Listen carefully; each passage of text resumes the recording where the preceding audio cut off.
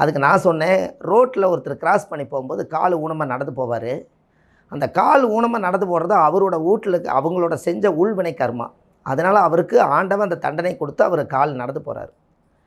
அது எதுக்காக போகிறாருன்னா, அவரை நீங்கள் கால் ஊனமாக நடந்து போயிட்டு இருக்கிறத நீங்கள் பார்க்கும்போது உங்கள் கால் நல்லா இருக்குது பார்த்தீங்களா, அதுக்கு எக்ஸாம்பிளுக்கு அவரை விட நீங்கள் நல்லா இருக்கிறீங்கன்னு உணர்த்துறதுக்காகத்தாங்க ஐயா அவர் நடந்து போகிறாருன்னு சொன்னேன்.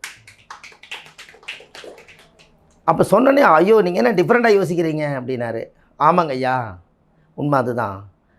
அவரோட பூர்வ ஜென்மத்தினுடைய கர்மா அந்த வேலை செய்து அவர் அந்த தண்டனை அனுபவிக்கணுங்கிறதுக்காக ஒரு கால அளவு கடவுள் கொடுத்துருப்பாரு. நீ செஞ்ச பாவத்துக்கு ஒரு பரிகாரமாக நீ சாட்சி இத்தனை ஸ்டெப்பு எடுத்து வச்சு 1 கோடி ஸ்டெப் எடுத்து வைக்கணும், உலகம் பூரா சுற்றி. நீ செஞ்ச பாவத்துக்கு ஊரெல்லாம் சுற்றி வந்து அது ஊனமாக இருக்கிறத காமிக்கிறத உலகத்துக்கு எடுத்துக்காட்டாகவும் உன்னுடைய கர்மாவும் நீ தீர்த்துக்கிற. அதுக்காக காலை ஊனமாக படிச்சுக்கிறாங்க ஐயா, நீங்கள் அவரை பற்றி எதுவும் தப்பாக நினச்சிக்காதீங்க, நம்ம நல்லா இருக்கிறோம் அப்படிங்கிறத சொன்னோன்னே அவருக்கு கொஞ்சம் டிஃப்ரெண்ட்டாக யோசிக்கிறாரு.